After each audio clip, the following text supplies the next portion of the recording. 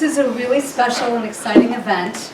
I'm delighted to welcome you all to a talk by Meitamei Olol Dapash and Mary Poole on their newly published book, Decolonizing Maasai History, which is an open access book, by the way, so it's available to whoever is interested.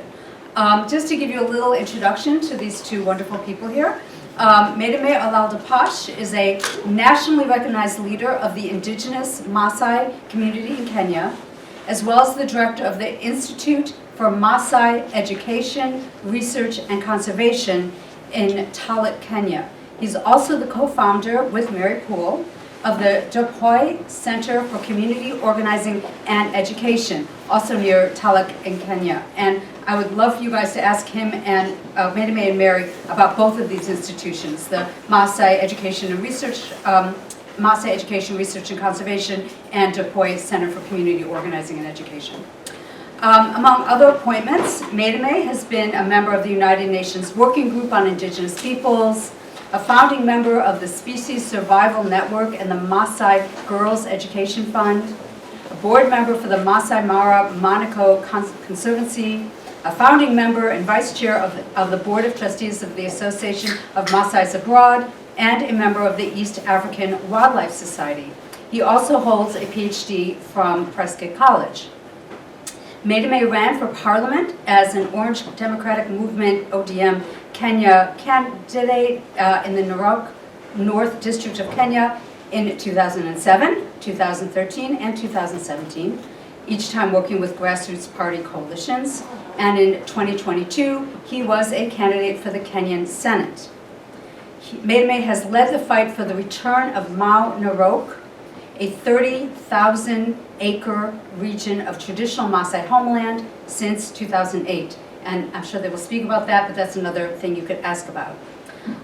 Mary Poole is a historian of East Africa and chair of social justice studies at Prescott College in Arizona. She has collaborated for 20 years with Meitamei Dapash to reconstruct Maasai history and to support Maasai land rights activism. And she's done this in part through her leadership of community-directed historical research on Maasai land and labor rights, which again, she'll talk about. You could ask her more about how that works. It's a model of how to do a decolonized history. She's also, of course, supported Maasai history and Maasai land rights through co-founding the Dopoi Center for Community Organizing and Education, which is an institution that is also reversing the lens of typical outside historians' efforts to mine indigenous communities for their ideas and instead allowing people to tell their own histories. I want to add that Mary got her PhD in history here at Rutgers University in New Brunswick. She got her PhD in 2000. She also taught at Rutgers Newark a few times in the late 90s before she went to Prescott College, so we did have that good fortune. And she's also the author of another brilliant book before Decolonizing Maasai History called The Segregated Origins of Social Security, African Americans in the Welfare State. I've taught this book many times. It's a brilliant book, and it uncovers, it goes beyond the traditional story of why the Social Security Act of 33 excluded African Americans. It says the usual thing is to blame either Southern white men, they were so racist, that's why, or sexist Northern white women, they didn't want to help poor women. Instead, Poole finds, by meticulously analyzing the actual debates around that act, that the real issue was white Northern liberals' dedication to protecting industrial workers above all else, and they were overwhelmingly male and white. So it's a brilliant book also, and I had to recommend it. But this is one we're here to talk about. This is an amazing book of 20 years in the making between activism and research, and I'm so excited to let you hear about it. So welcome, Meitamei and Mary. Thank you. I have to say, I loved teaching at Rutgers Newark. I only did it a few times while I was, still a grad student, but I still remember my students, and so this is really special for me to be back here. And thank you all for being here.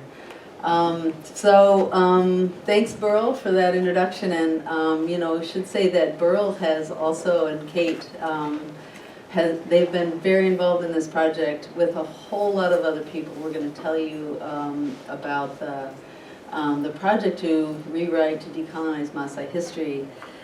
And so you've got, I think, classes from 3 different departments here, right? You have some historians, you have some political scientists and political studies folks, and folks with and Africana studies, I understand. So this is very cool. So we love to talk about what you want to talk about. So we're going to tell you about the book and how it came about, and then just please feel free.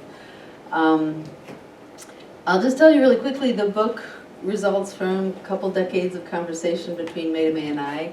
We met when he came from Maasai land, which is indigenous land in East Africa. He came to the US during a period of political repression in Kenya, and that was back in the 90s, and he met my father, and my father introduced us, and so we began working together. And then when I got a job at Prescott College in Arizona, a small college, 21 years ago, 22 years ago, Meitamei and I created a program, and we bring our students over to the Depoy Center, to Maasai land, and involve them in the research. And so so students like you know, undergraduate students who we took in to meet the community, took to the archives.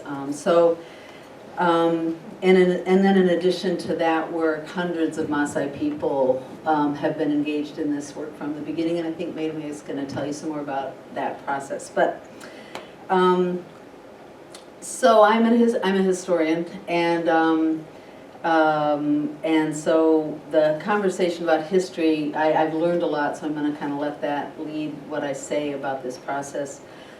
But first, before we do that, Maasai are an indigenous community in East Africa. So does that word have meaning to you all, indigenous? Do you have an understanding of, because there's a dictionary definition of indigenous, which is original to a place, right? So there's a controversy about the meaning of indigenous in Africa, because aren't all Africans indigenous to Africa? And of course, in that way, absolutely. But communities like Meitamei's Maasai community have claimed that identity and then defined it in a deeper way that's very resonant with the meaning of indigenous here in North America. So indigenous communities like the Navajo, Hopi, from Arizona we have 22 tribal nations that are identified there. And so at African independence, that was in 1963, when the colony that had been built by the British transitioned into a state. Some of you are studying global political studies, political dynamics, I think, so you might be familiar with East Africa. In Kenya, there are 42 different ethnic communities, and the state is about the size of Texas. 42 different languages, right? And so when the British came, they drew borders around the colony that bifurcated many of these communities, and so Maasai exist across an international border in both Kenya and Tanzania. And so to be indigenous in Maasai land means that when the Kenyan state was created out of the colony, some communities inherited the power of the state, and other communities did not get their land back after colonization. They became people who were that had been living on reservations, had been put on reservations. So they became, they continued to be colonized, and their lands were used, not returned to them, but used to build state power. So that's one thing. So indigenous people in East Africa tend to be discriminated against. So everybody from the, everybody is African, but there are communities within that are discriminated against. The other thing about being indigenous, though, is that communities like the Maasai, they love their culture, and they are determined and committed to continue to survive as a culture and to live on the land and practice an economy. In this case, it's herding cattle. That is, you know, a historical economy that is resonant, that aligns with the culture. And so they don't want to be assimilated into the state and just become citizens and you know, at the bottom rungs of the state. So it's a challenge, and to be indigenous also means then to challenge the whole meaning of nation state, right? And to say that there are other ways to organize human beings. So there's an inherent kind of conflict often between nations. Nation states want people to assimilate and become citizens first, right? And to disengage from their own separate languages, their own tribal, you know, is the terminology, patriotism. So, so indigenous peoples are those that there's an indigenous peoples movement. It's kind of a loosely defined movement, but there's just a lot of indigenous communities that gather under the slogan, "Another world is possible," because, and I'll let Meitamei tell you more about his community, but I'll just say briefly, my life has been changed by becoming close to this community and learning about it on the ground. Because of the close, deep relationship between the community and the land, there is a commitment to sustaining the land and to having that be a priority so it's not like, you know, the needs of the human community come first. And I'll give you an example of how language creates that, what I consider to be a brilliant way of relating to land. The Maasai the word for tree in Maasai is olchani. And so that word also means medicine, because trees provide medicine, and that word also means, so medicine in Maasai land is the herbal reality. It's a deep, resonant, you know, the landscape is a pharmacy of medicine. But then olchani also means, it refers to a court, a deep meaning, a meeting of people around an issue. So you meet under a tree, and the tree itself is the leader of the meeting, because it reminds you that whatever you're struggling with has, you know, harder things have been experienced and lived through in the past, and so you would look to the tree. And so it's a form of medicine in the way that I think of it and the way you've taught me and others. So think about that, like if that's your language, and then you go out and you say, oh, that tree is blocking my view, I'm going to cut that tree down, right? You can't. In the same way, you can't relate to that tree as just an object that exists for your benefit. It's so deeply embedded in all aspects of the culture. And that's just one of a million examples. So when we talk about you know, the Maasai community, what I've learned from this community is that there's a reason for this community to survive, because there's a kind of a brilliance in an understanding of how you relate to the natural world and to other human communities in ways that resist then inevitably a lot of other global things, not just nation states, capitalism, consumerism, and takes a relationship to those things. So,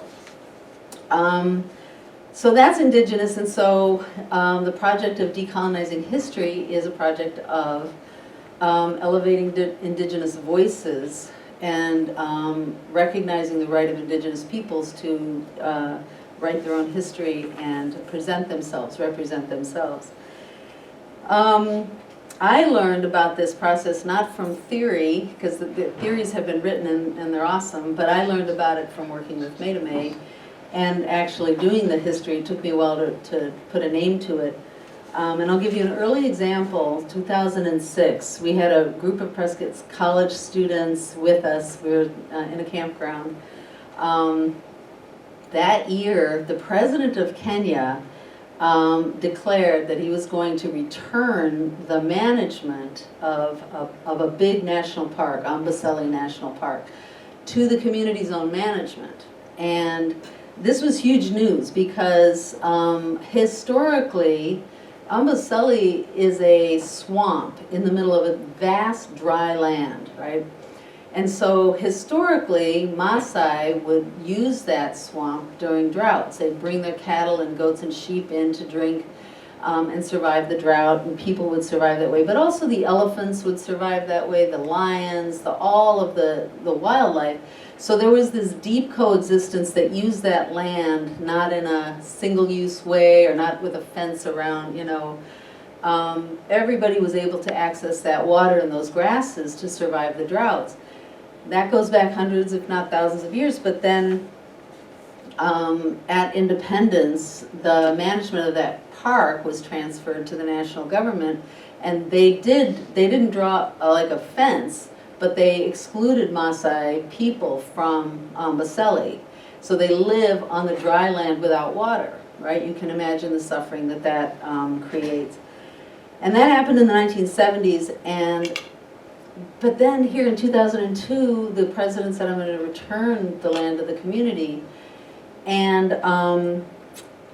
you know, it feels ironic, but the group that emerged to fight that were people that identified themselves as wildlife conservationists. They were afraid of losing this exclusive experience. So when tourists come in, they can see the elephants, see the lions, and all the wildlife, but they don't see a Maasai herder with cows, you know, and that was thought to like disrupt the romantic image of wildlife.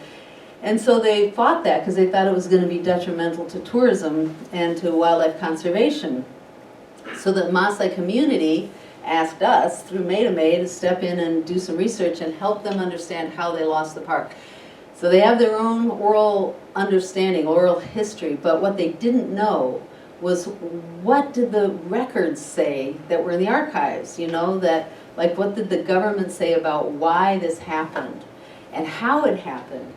And it's all, because it's all in English, it's in documents, most Maasai people do not read and write. And so we went in together with our students into the archive in Nairobi, and we dug up papers boy, did we learn some incredible stuff. So I'll pause here for a second. Those of you who are history students, maybe you know that there's a typical way. The first book that I wrote, that Burl referred to, I wrote in this way, is a typical way to write history. You read what other historians have written, and then you identify where are the gaps, right? What hasn't yet been written about. And then you go in and you ask questions about that, and then that leads to the questions you take into archives or into interviews.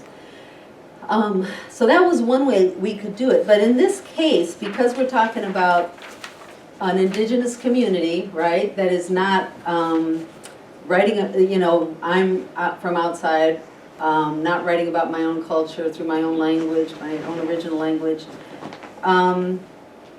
What we came to start to talk about was how the question is so important. The question you take into your historical research is so important because it leads you on a path to finding out information, but it also embeds a worldview. How you see the world gets embedded in your question, right? So, for example, there has been a Maasai history that's been written, and mostly the questions that it's pursued are things like, who are the Maasai? You know, how long have they existed as a people? Where did they come from, right? Questions you would ask from outside.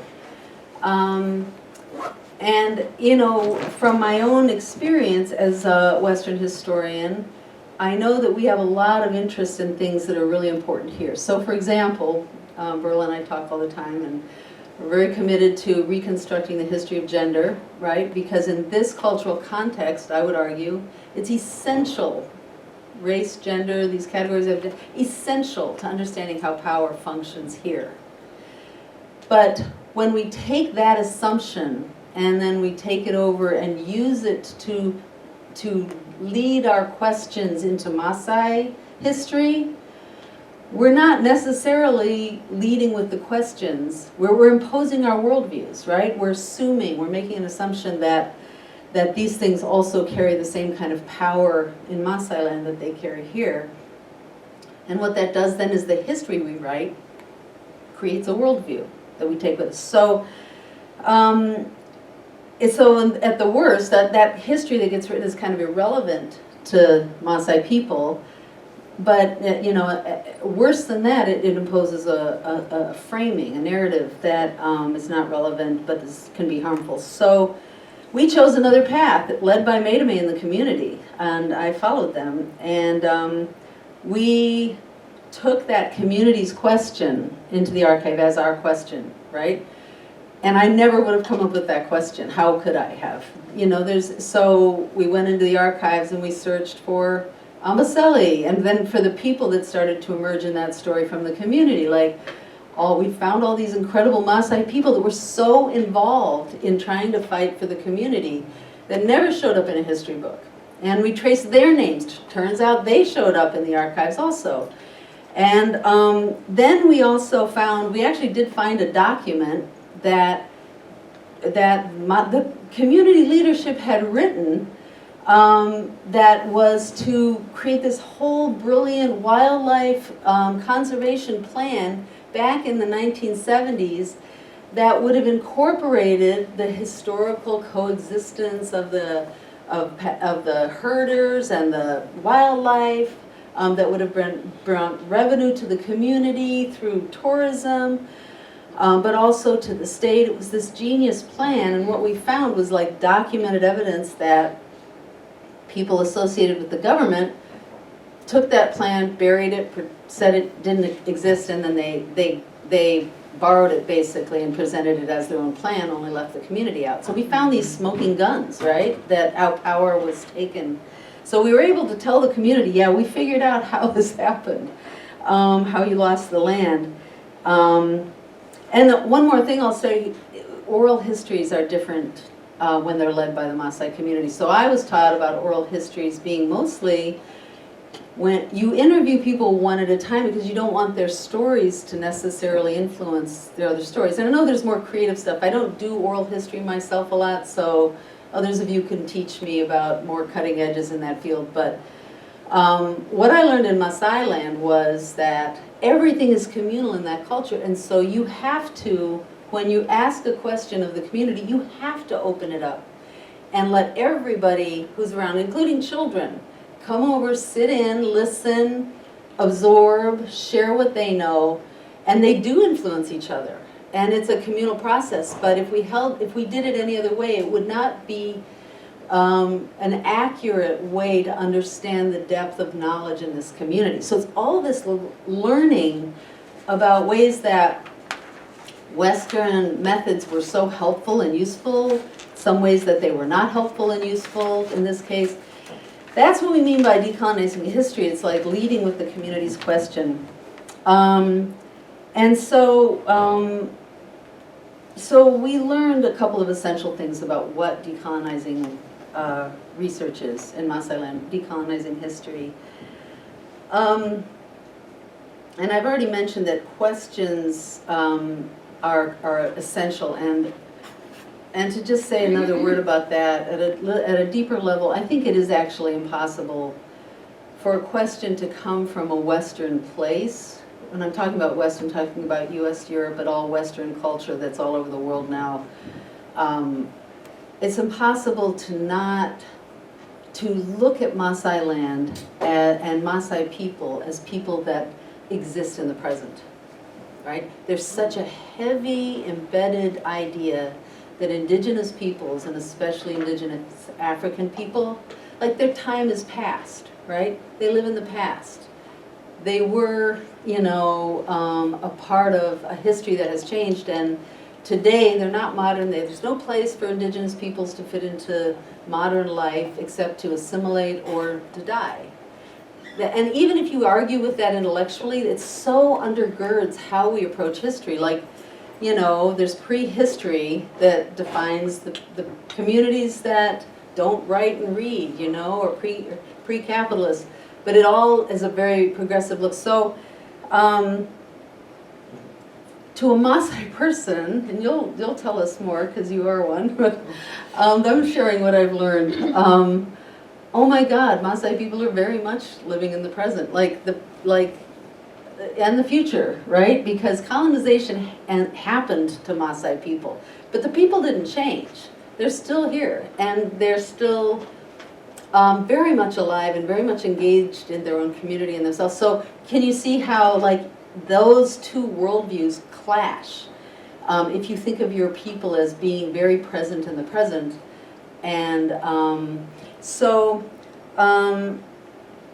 the community's questions about history, that then we kept doing more pieces of research. They all had to do with how did we lose that land? That was the sort of preeminent question. And so what came through to me as a person raised in cities in the US is that land has such a different meaning to Maasai people than it does to me, where I think of it as a commodity primarily, like something you sell or you own. I can love land, but for Maasai, what I realized is that, and you'll always correct me if I say something, but I think, you know, I think I know that you'll agree. It's like land is you cannot separate people from land. So if you occupy land, then the people are actually cut off from themselves. It's like when land becomes occupied for big agriculture, then people pushed off of it, it's still there. And it's experienced in what I've seen, like a child that's been kidnapped maybe, and you know that child is still out there, and you don't know how to get that child back, but it's still yours. Does that make sense?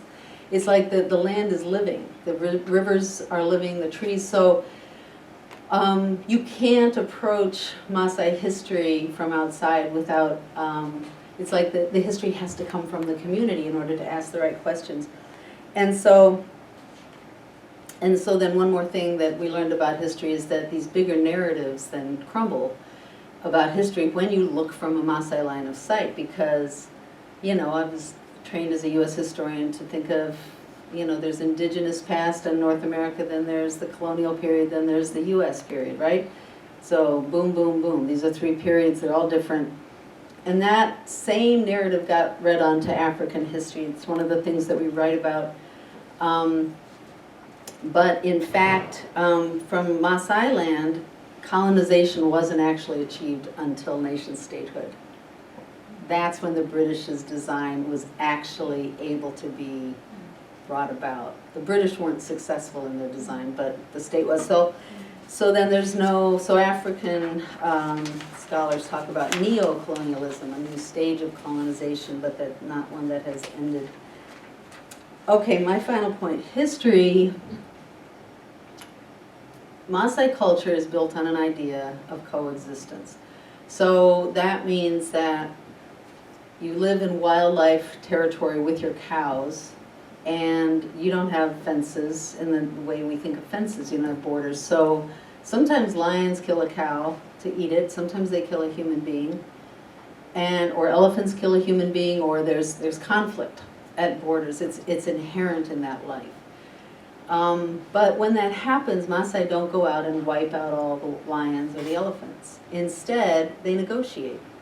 And they figure out, it's brilliant. If you get to experience this ever, it just blows your mind. It's like, I think about how could we coexist with wolves in this country? You know, we reintroduce them someplace, they kill a sheep, then, you know, they get it's like there's, this coexistence means that you accept that life is hard, but that all the communities have intelligence and a right to survive. And I'm talking also about the animal communities.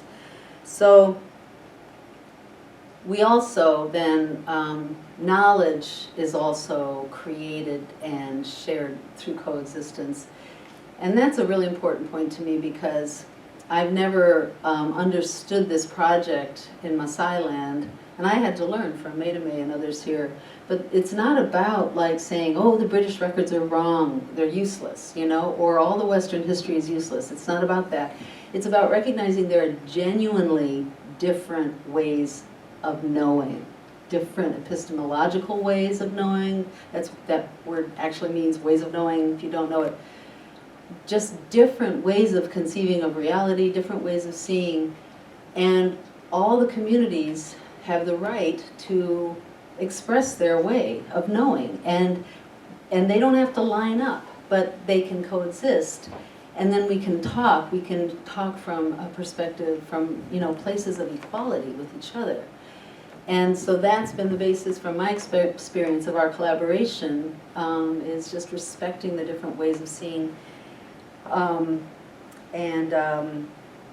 allowing them to coexist even though they don't line up. I'm going to turn over to Meitamei now. It's a treat to get to hear from him. I just also want to say that we did the research together, but then Meitamei, when the community demanded in various of these pieces of research, we bring the research back to the community. We'd sit in a room like this, except it would be packed with as many people could fit in the room. We would share the research we'd found into a place. The community then would talk in the Ma language into the night. Our Prescott College students would sit along the wall. And then a day or two later, they would take an action. And sometimes the action was to file a lawsuit to recover land. Sometimes it was actually to move back onto land. And in that case, that happened in 2008, and people haven't left yet. So they've reoccupied land. Sometimes it meant distributing the research to Parliament.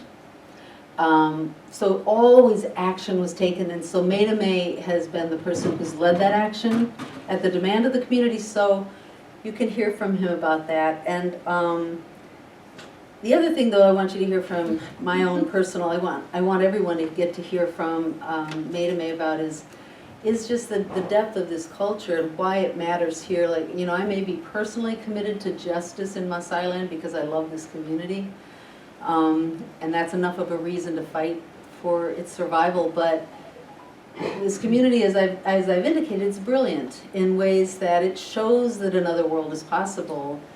And it's productive of hope in that way. And so you can hear it directly from Meitamei rather than from me. In a secondary way. So I think I'll turn it over to Meitamei. Should we clap?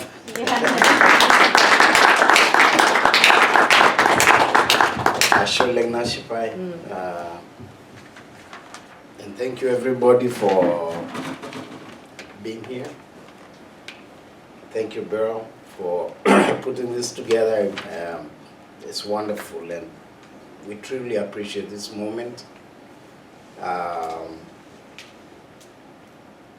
Many years ago, an indigenous Maasai person would not even come to the United States, leave alone to present community agenda in any place. So we've come a long way, and we are very grateful for, you know, efforts like this that provide platform for us to reach out to the global community and to share our perspectives. I want to start with a disclaimer. I'm not a historian, a Western educated or trained historian, but I'm a historian by virtue of the fact that I learned from my people my own history. I understand my history very well, and I remain extremely curious of my history as an indigenous Maasai person. So if I say anything that might scratch the back of any historians, please forgive me. I'm not. But when I was in high school, I learned history was one of our, like key subjects. With this water? Yeah, let me take a second. I'm sorry, it's been very cold here, so the cold is choking me. All right. history was an important subject for us, and we were always reminded that history, teaches us how to sharpen decision-making skills. History creates cultural understanding.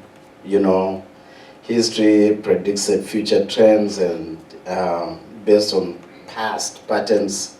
History teaches us past successes and failures, developing critical thinking, all those things, which honestly didn't make sense to us. It just didn't reflect our own experience on the ground.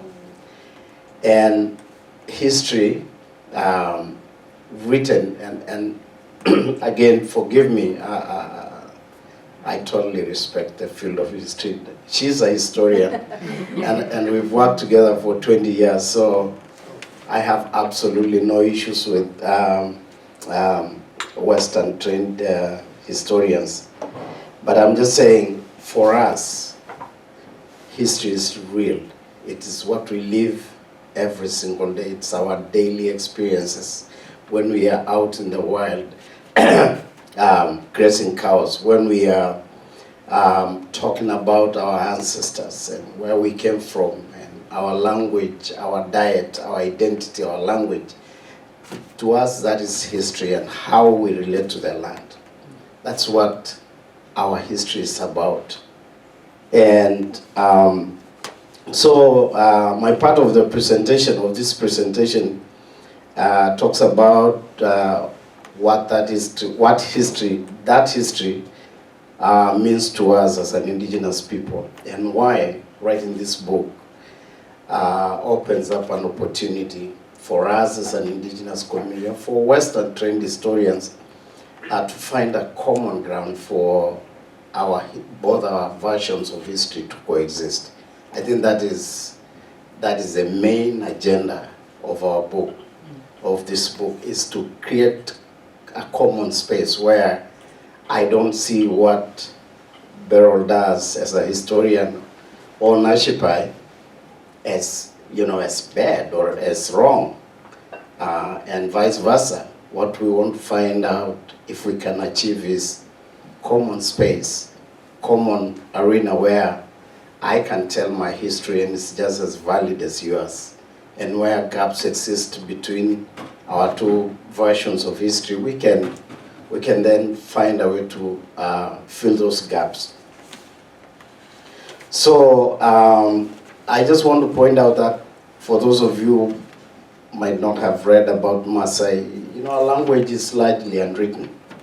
In fact, we started writing Maasai language in the 20th century, just soon after the arrival of the British, and they introduced English. Maasai history and language, Maasai history has been oral, and it has been passed through generations orally. And so when we talk about oral history, it means that one of the most important elements of maintaining that history and passing it down generations is memory. So generations of the Maasai people are expected, or have been expected, to have very good memory of their history so that it's not lost in between. And unfortunately, that has been one of the key issues between the Maasai people and Western historians, who feel that memory gets corrupted over time. And when memory is corrupted or confused, then it becomes a problem. That history can be distorted. But at the same time, we really appreciate the contributions of Western history, especially for us, the Maasai people. Through their own history, even before we started thinking about writing our own history, for us, the Maasai people, through reading colonial history, we got to understand. And this is where I think it's not advisable to dismiss anybody's idea, because you might find it useful somewhere down the road.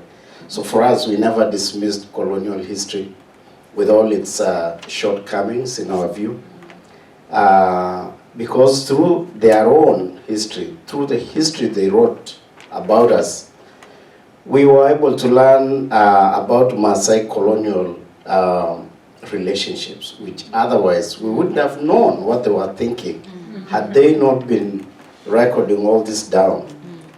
And it's very interesting, because one time we were reading colonial papers, things they were writing about the Maasai people, and they wrote about everything. When somebody went to the toilet, they wrote out, this person, this person went to the toilet, or this person did this.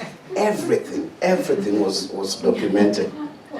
And one Maasai elder said, wow, oh, this is amazing. They even wrote about people they killed, which is, if they hadn't been writing, we wouldn't have known a lot of things about the things they were doing, their strategies to colonize and control the Maasai people,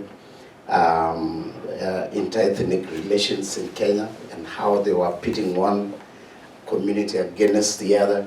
We wouldn't have known of all these things. Politics of those relationships.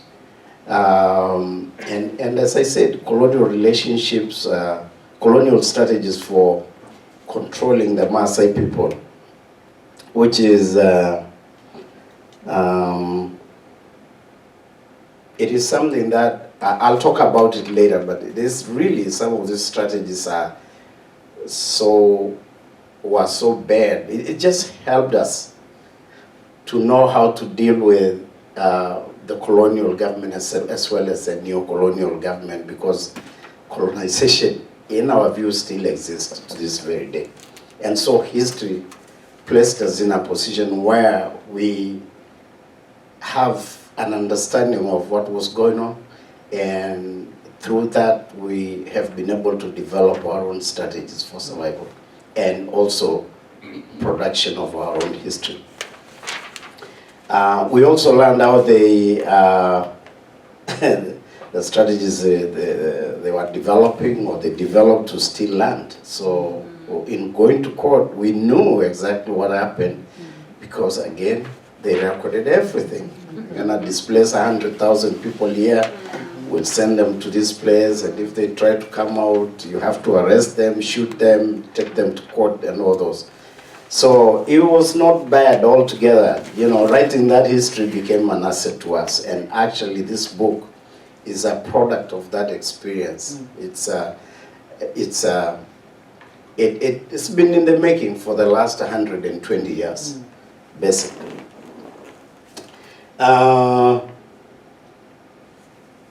But at the same time, colonial history had tremendous amount of impact on the Maasai people. And a very good example is one of the colonial strategies was to create a pool or a group of Maasai people who would be amenable to colonial agenda. And they did this by passing laws that forced Maasai children to go to school. So a law was passed very quickly. I'm just giving you a real example. A law was passed, and they rounded up Maasai children, and took them to school. Maasai people called that brainwashing. They were taking people to school to brainwash them, to influence them to come back, so that when they came back to the community, they would be agents of the colonial project, or colonial agenda. So that's one impact, because many Maasai children were taken to school, and again, it was not giving them an education that would enable them find space in the modern world. It was an education that was we call it in Maasai land, half-baked education. you are neither here nor there. You are not a professional of anything. You don't have good enough education to fit, you know, in the job market. Nor are you able any longer to go back and herd cows and thrive in the indigenous lands. So, indeed, as bad as it may sound, that was corruption of the mind. It was creating a pool of people who just glorified anything Western, but really did not have anything to offer. And those people we found in later years to be agents for land disposition and so forth, and just people who brought confusion into the community. So, and the Maasai tried to resist. They applied different measures to stop the colonial system from taking their children to school. It was not successful because it was basically they were implementing legislation. And I've heard of that kind of thing happening to the Aboriginal people in Australia. I think a similar thing has happened there during colonialism. And then there is also the psychological defeat, which is an impact of colonization. The British engaged in propaganda. They engaged in, and again, I'm telling you this now as, you know, these are real examples, things that actually, even to this very day, we still experience the impact of colonialism up to this very moment. And they wrote also, when they were, you know, planning all these things, to take Maasai children to school, to corrupt them and so forth, they were writing everything down. So that's the history we know. That's the history we know from them. So one of them, as I said, is colonial defeat, whereby the colonialists portrayed Maasai people. They made them believe that they were inferior to everyone. They were just wanderers, people who did not belong here nor there. They were just wanderers. And as you can imagine, when you have a government running that kind of propaganda and actually putting this description of a community into policy documents, in the later years, it became almost impossible even for us to claim our boundaries, because history, according to the colonial record, shows that you did not belong here nor there. So your boundaries are just imaginary. You did not exist, and so this is not something you can claim. And the Maasai, you know, had to deal with that psychological attack where, you know, they're fighting you. They're just creating this history, and it's also picked up by Kenyan communities that are collaborating and working with the colonial system. You start saying the same thing just as a colonialist, and that whole agenda is inherited by the independence regime. Up to this day, you still see things like this. And so, for one, land rights, land claims has been affected deeply by just this psychological attack and creating doubt among indigenous people that, you know, that's why when we go to the community to do research, or when we discuss about a project like she was describing, the Maasai people always want to, first of all, validate their knowledge. Like, you know, they say this is not our land. Can you take that question to the archives? Can you find out for us how this land was lost? Because it's been described in policy documents, political statements, and everywhere that this land is not yours. And over time, you know, you start experiencing doubt in your mind and within your knowledge system. you start wondering what exactly happened. And don't forget, the older generations are also disappearing. And so now we have a younger generation that we are our age, mostly people who are in their 60s, who do not have or did not experience all these things during the colonial rule in Kenya. And then, they also manipulated our traditions, our identity, and it's not uncommon in Maasai land to hear somebody describing Maasai culture as, awkward, it's a big article that was published by, I believe it was Swimsuit Edition out of New York, that famous magazine. You remember that? Oh, it's talking about Sports Illustrated? Sports Illustrated, yeah. There's a section on swimsuit, Yeah. something like that, and they were describing Maasai culture as primitive, and you have these beautiful women in villages, Maasai villages.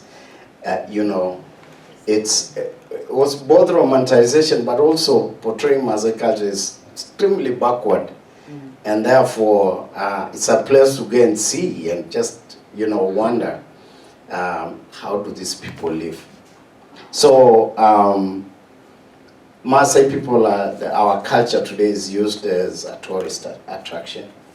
In Kenya we have something called the Big Five, which is the lion, the elephant, the cheetah, the buffalo, and the rhino. And now the Big Six is the Maasai, because we have a distinct culture. And so that has been, we don't take that positively, because the impression they are creating, the perception is that Maasai culture belongs to the past. And we actually don't belong to the past, we belong to the present and the future. And so all these stuff, tactics that were used by the colonial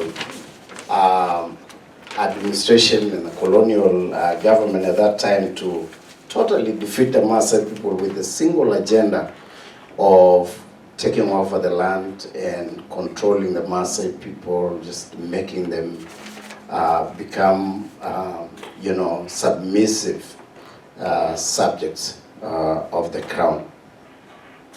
So as years went by and younger generations of the Maasai people became older and access to education began becoming a reality, not to the degree that the rest of the country is experiencing. Maasai people realize that part of all this suffering they've gone through, part of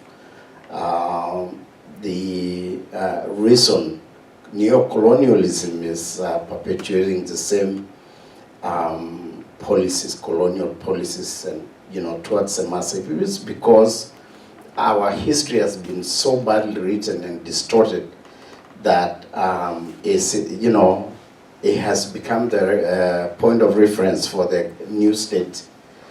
So if like new government policies, we look back and say, what did the colonial records or history say about, say for example, Amboseli, which you just talked about. Colonial records say that the governor of Kajiado County, where Amboseli is located, is on record saying that Maasai are not good managers of the land. The land is not being put into productive use. The new government makes policies or makes a policy on Amboseli based on what they read from the colonial record. That's just an example. There are many other pieces of land that should have been returned to the Maasai people, but because of the colonial history, we are totally unable to get those lands back.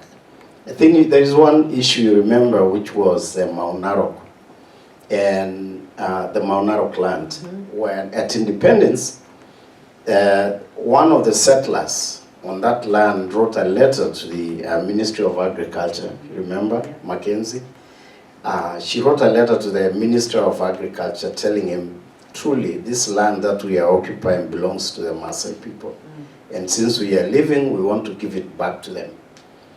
And the government replied, the colonial government replied that Maasai don't know how to use the land for agriculture, so you must never raise that issue again. The land goes back to the new government, goes to the new government. And so there are many, many examples, incidences like those ones that we can give to show that history can have a very negative impact on the present and the future of any particular community.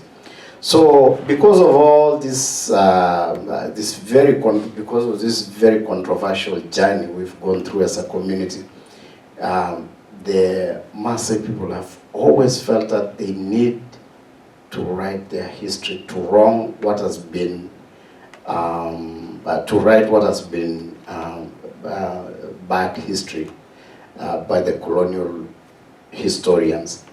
And so this book, if we had historians that time, or if we had well-educated people, by the time the colonial government was departing, this book would have been written that time, because it has been the desire of the Maasai people to be heard, to give their side of the story, to tell their history as they know it and based on their memory.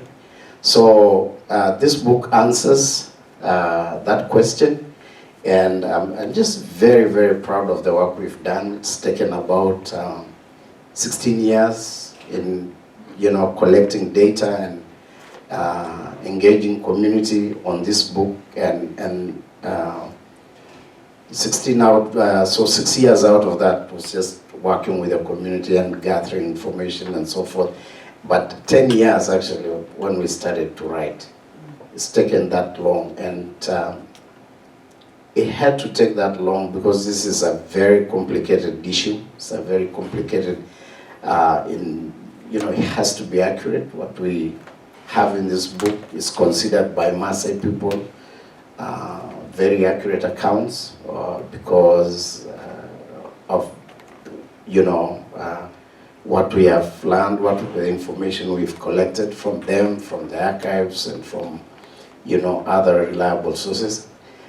But also accurate because the actual participation of community members is overwhelming. We have, in fact, we couldn't acknowledge the participation of every single person. We've listed probably about 50 people who had direct involvement in this project. Leaders, women, young people, political, traditional leaders, all of them. And so we are very proud of the book, and I think that our goal, I hope, is met, which is to create a common space for discourse, for conversation about how Indigenous history should be written. We are not dismissing Western history, Western historians or writers of history who are, interested in writing about Western historians who are interested in writing about the Maasai or any other indigenous peoples. That's not what we are saying.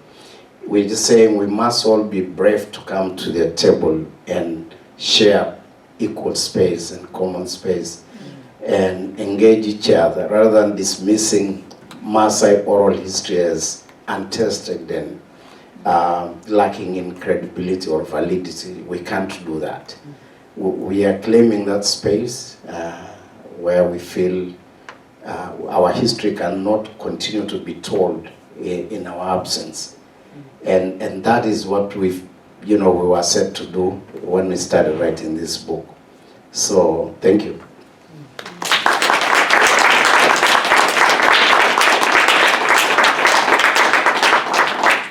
So they're happy to answer questions. people might have questions about those centers that I mentioned at the beginning that they have been, both Meitamei and Mary have been involved with for 20 years or more. One a community organizing center, one a, how do you describe Mark? It's It's been many things. Yes. Yeah, Mark is, it's very hard to pronounce this word in American, because I hear there is a pharmaceutical company going on.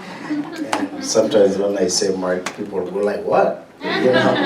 You mean you work with those guys? No, it's MERC, Institute for Maasai Education, Research and Conservation. Mark is an organization that we started off as an umbrella organization for all Maasai non-profit organization. This was at the time when Maasai are awakening, or reality on the ground was beginning to change, and they felt that they needed to organize, they needed to come up with solutions to their own problems, including taking on the nation-state government on issues such as land rights, environmental rights, and cultural rights, and so forth. So there was a time we had like so many small organizations, but lacked the capacity to engage the state in all those areas. So MAC came about as an umbrella organization to all those small groups.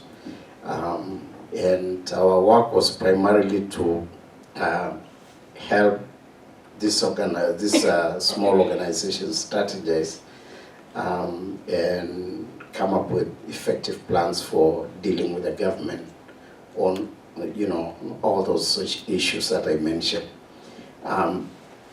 Years later, maybe 20 years later, some of those organizations became huge, big organizations, had more capacity, and we felt that we needed to now shift our focus from being an umbrella organizing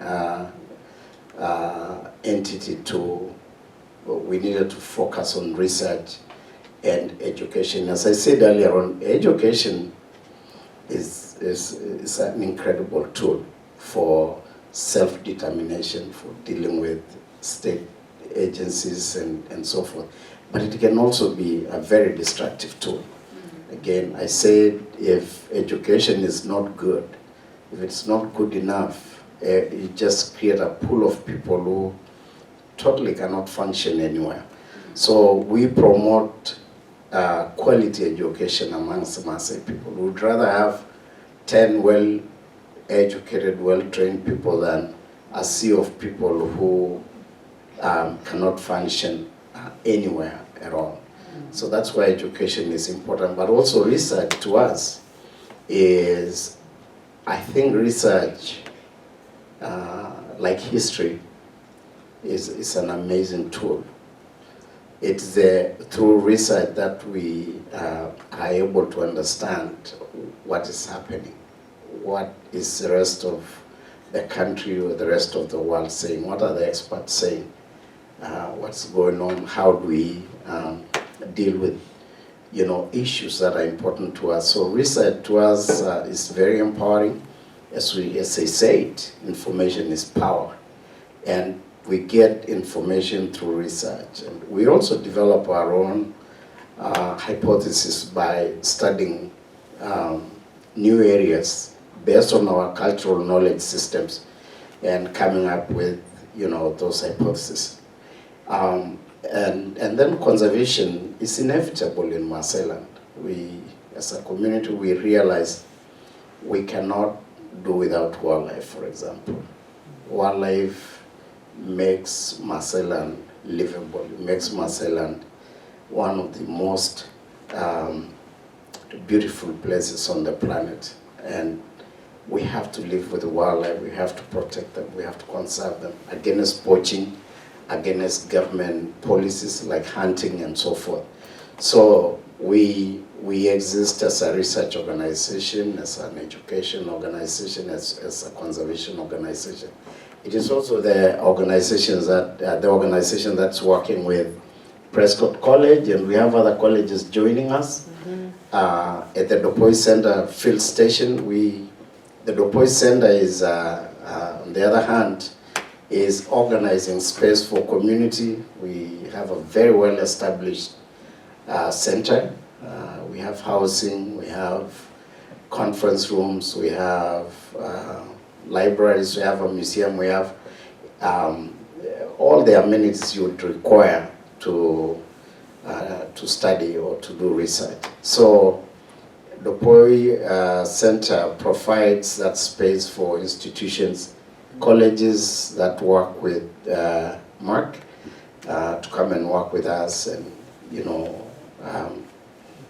yeah. So I don't know if I've summarized that. I just wanted people to know about these fabulous institutions, because this is a way for undergrads, and graduate students to get involved potentially through there. So, questions? Give you a minute to think. Do you know how many Maasai there are? Yes, I do. Kenya has approximately 800,000 Maasai. 800,000? We are less than 1% of the population. Tanzania has about 1.2 million, so in total we are about 2 million out of probably 100 million people that live in that region. So we are considered a very, very small minority.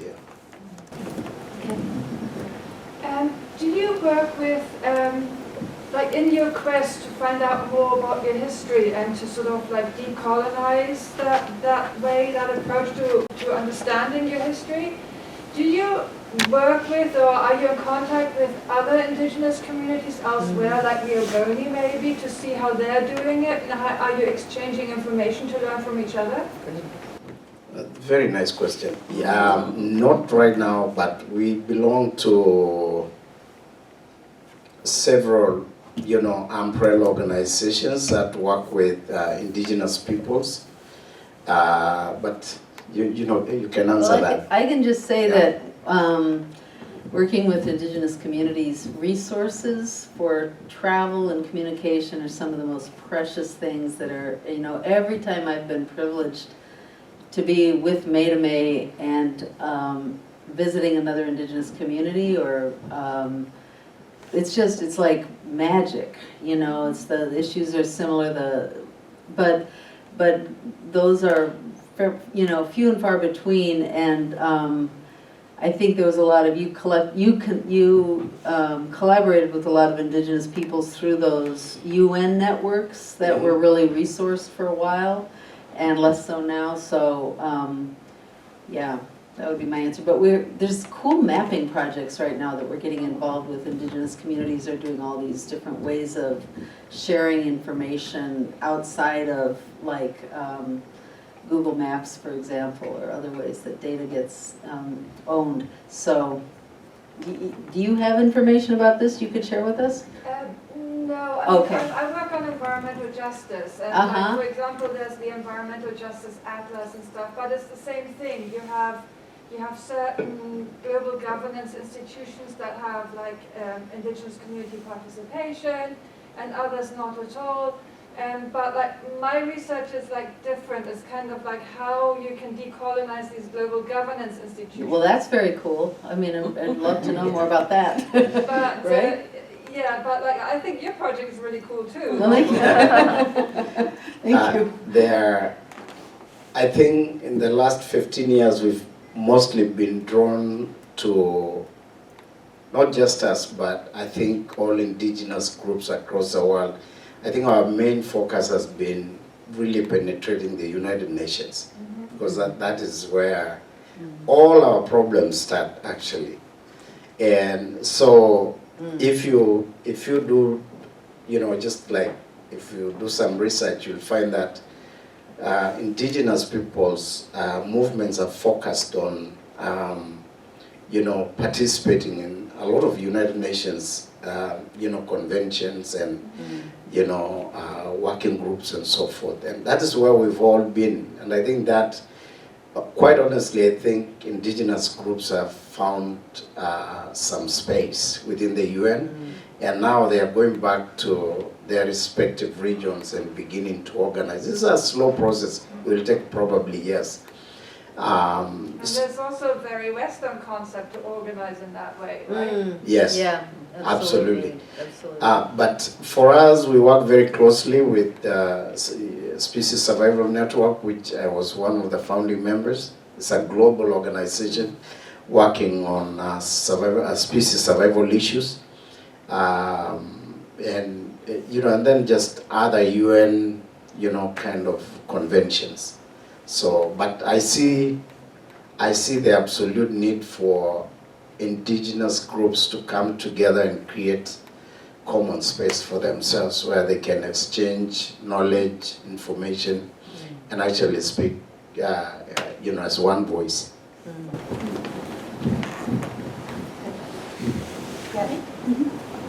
Okay, my question is, what is the Maasai vision for the future? Based on this knowledge of Maasai history and also Western history, how do you envision the future? Nice. As the title of the book suggests, I think if I were to prioritize things that we need to accomplish as we go into the future, is one of them, of course, is taking back our history, rewriting history, because it's a foundation for things like land rights restorations, land claims, and so forth. So I would say land is, for us, is a primary agenda right now, because even as we fight to decolonize history, not just history really, but even conservation. We want to decolonize even conservation. We want to decolonize even education. In fact, we have a program in Maasai land right now that's working to decolonize education. So as we go forward, I think our number one agenda will remain land rights, advocacy. The reason is that we realize the significance, the importance of land. We cannot fight to decolonize history, decolonize education, conservation, and so forth, if we don't have our territories. We need to have those territories so that we can, all these agendas can be realized. So the number one agenda is land rights, and not just land rights because we're claiming back what has been taken, but to protect what we still have. In fact, that's most urgent, to protect what we already have, and claim what we think should and can be returned to the Maasai people. So that is our that's how our future would look like. I was in Nairobi a few years ago, and there were Maasai in downtown Nairobi with their cows. Yeah. There were the little tap-taps. There were the Chinese building. There were like newer cars. How are the Maasai people navigating urbanization? Yes. And what is the relationship to the government? So is the government amenable to some of your arguments? Because I noticed the shift in governance. Yes. Thank you for that, and I'm glad you made that observation, because usually, you see Maasai cows in the city. Yeah. In fact, a year ago, or maybe a year ago, maybe less than a year ago, the government banned livestock in the city completely. You cannot be seen to bring cows into the city now, or within the city limits. Yeah. So if it's 100 kilometers or 50 or 20 kilometers out, cows are supposed to be outside the city limits. And Nairobi is fairly big, I think, it's a long, and then the surrounding community is Maasai people. So sometimes when there is no grass in the communal land, they have to come into open spaces within the city to graze their cows. And Maasai life is really about livestock, cows. If you don't have cows, you know, it's basically no life. So and it continues to create tension between the government and the Maasai people because, you know, it's a livelihood. If I tell you not to go to work, or if I closed your bank account, or, you know, it's livelihood. So it's a very contentious issue, that one. And the Maasai have not heeded to that ban, so they're still bringing their cows. Yes. We haven't seen people arresting cows yet. Yes. Perhaps we will, I don't know. But you know, generally Maasai people have a lot of support from, you know, from the, you know, from even other Kenyans, because they are very peaceful people and they don't bother anybody. If you don't bother their cows, Yeah. they don't have a problem. But if you touch a Maasai cow, he will probably, I don't know what he's gonna do. He's gonna run crazy. So we have those issues, and not just that. There is also, as I said, land policies that were inherited from the colonial administration.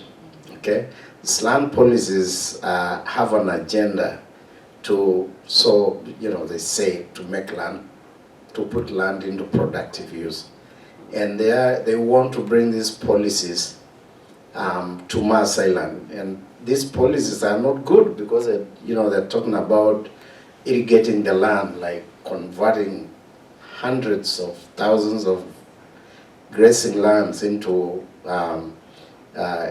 irrigations and flooding, you know, to grow crop for the urban population. So we have those policies which were inherited from the colonial, you know, government.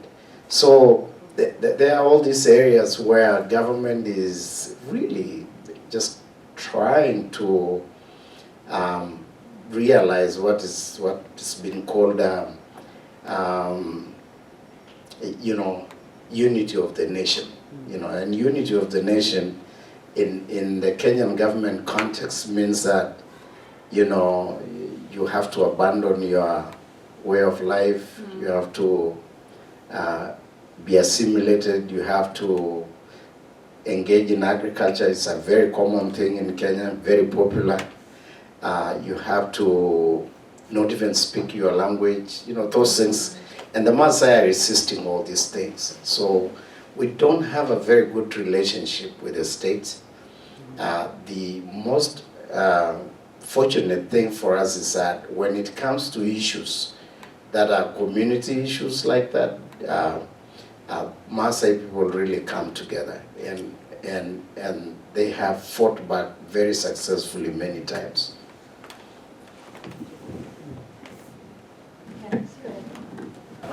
Thank you so much for both of you for your presentation. I'm wondering if you can just talk a little bit about,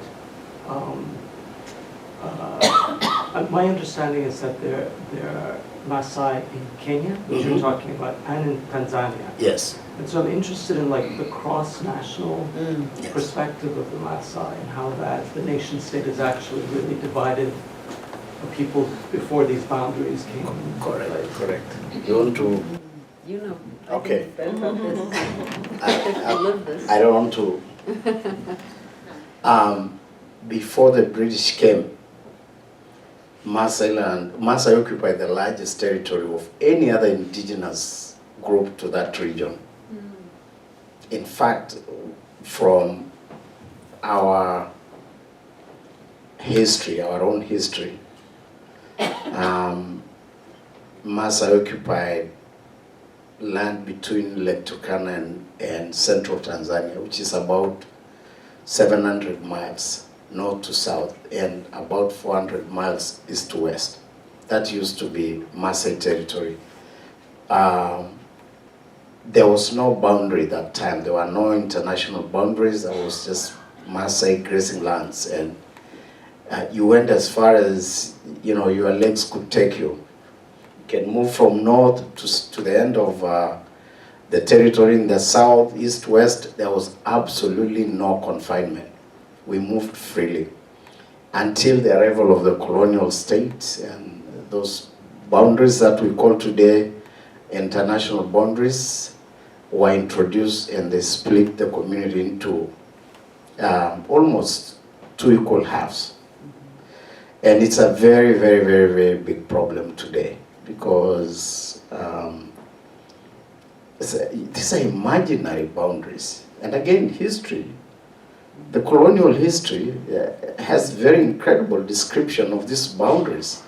And the Tanzanian government says, according to history, the boundary is supposed to look, this is what has been written.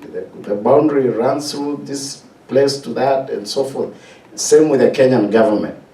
So we live in the two countries now. We are subjected to the laws and the rules of these two different states. And you know, it's even more difficult for people who live along this imaginary border.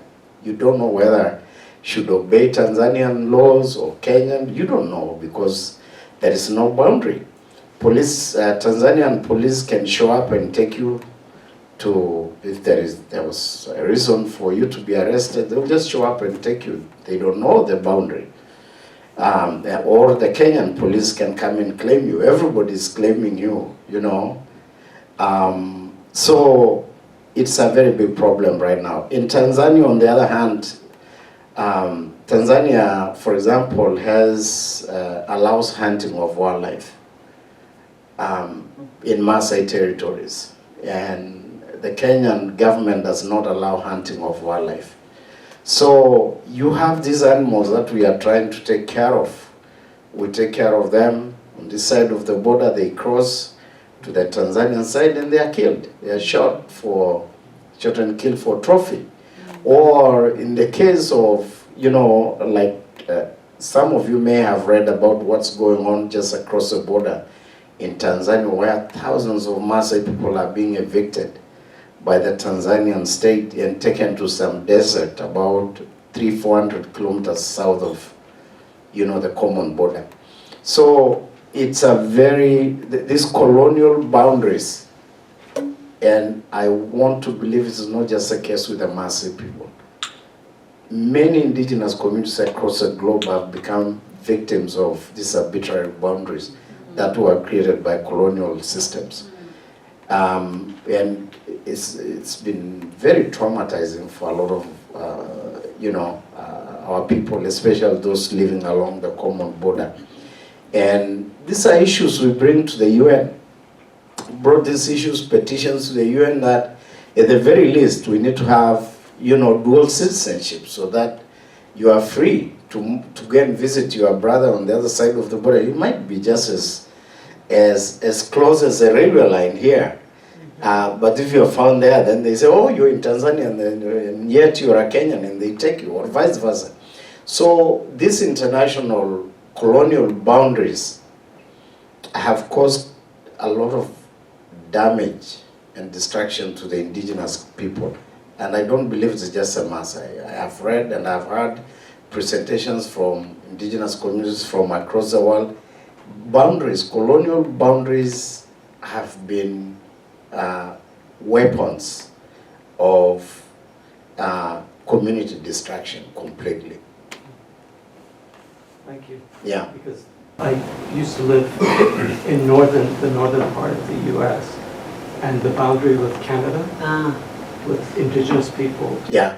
Especially on the East Coast, is very similar. Yeah. I can just add to the, you know, at independence, Kenya became a capitalist country. Tanzania followed a more socialist approach to organizing. Both have been, would you say, equally destructive? Oh, yeah. I mean, it's absolutely. just that, you know, those things haven't mattered as much to indigenous peoples because of the assimilationist agenda in the land. So it's just interesting. Hello. Guy.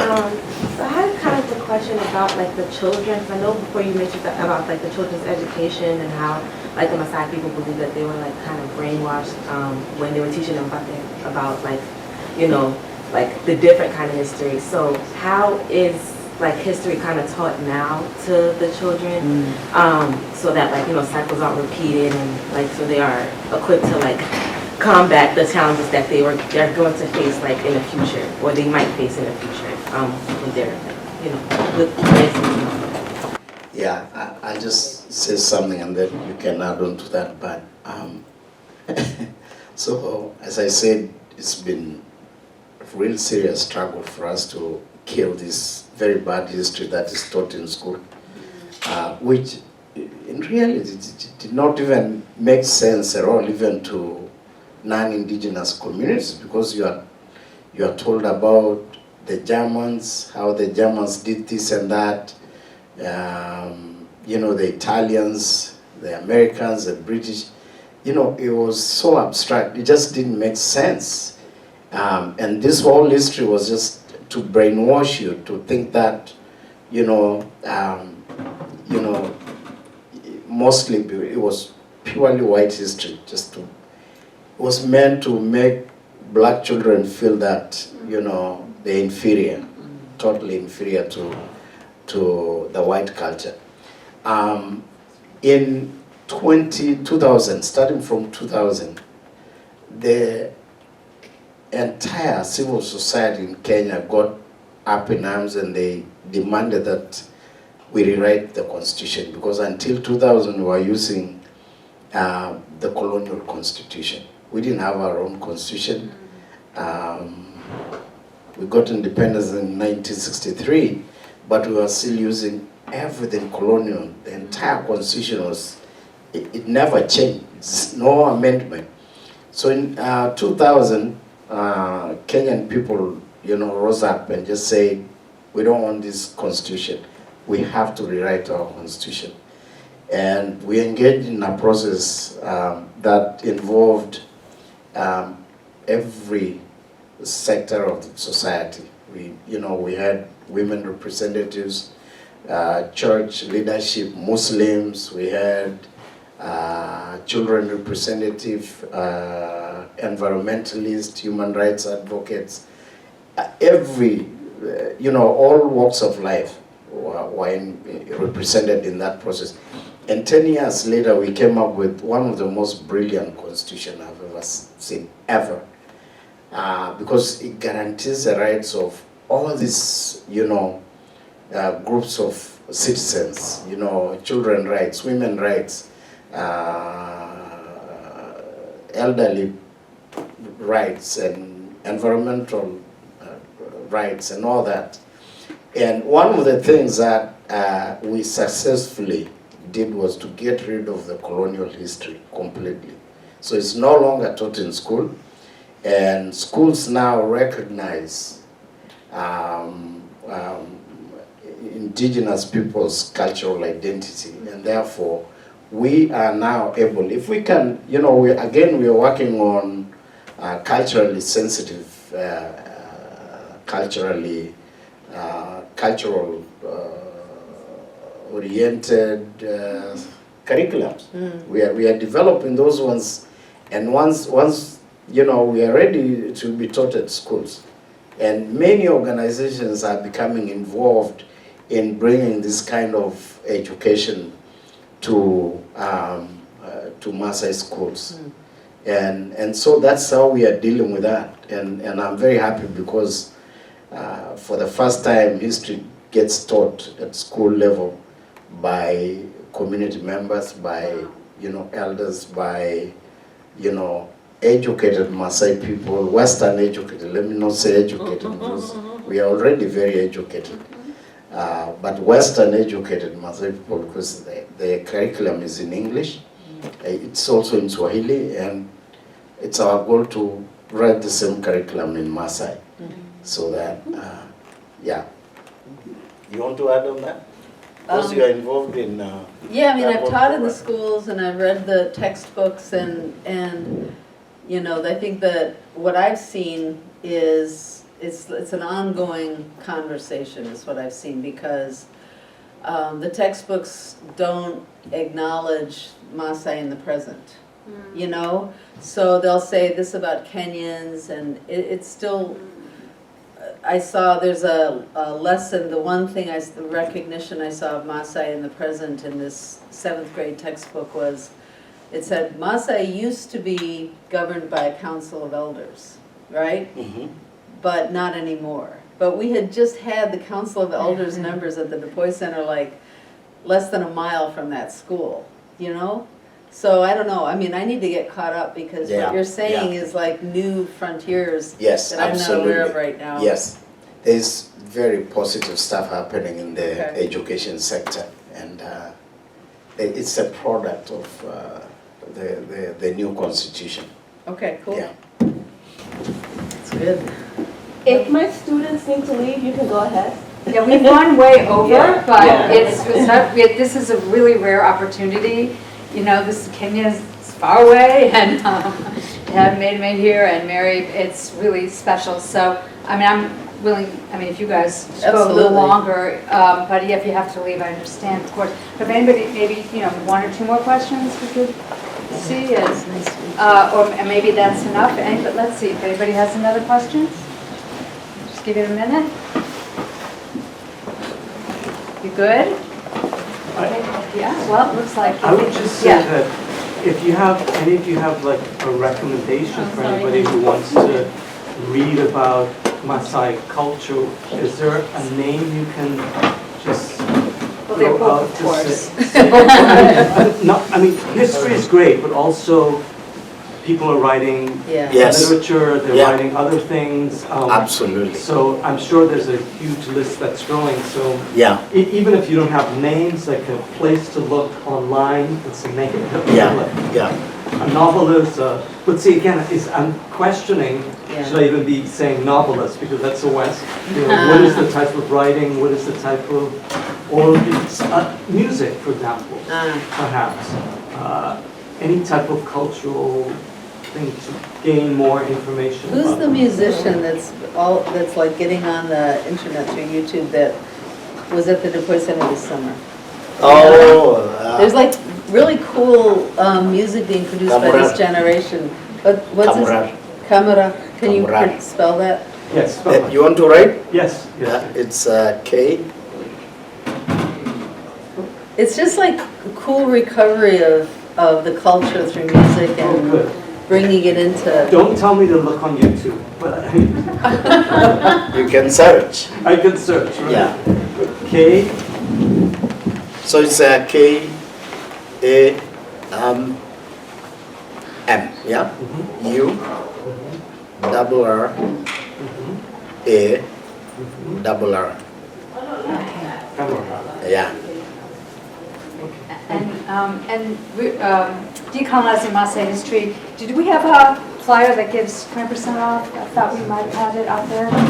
Or maybe a flyer for the book? Oh, yes, it's right out on the Great. table there, and So- it takes you directly, it's open source, so. the whole- Absolutely. Yeah. You might want Thank you for a doing that. physical. Open source, and there's also a QR code and 20% off if you want to buy the book, yeah.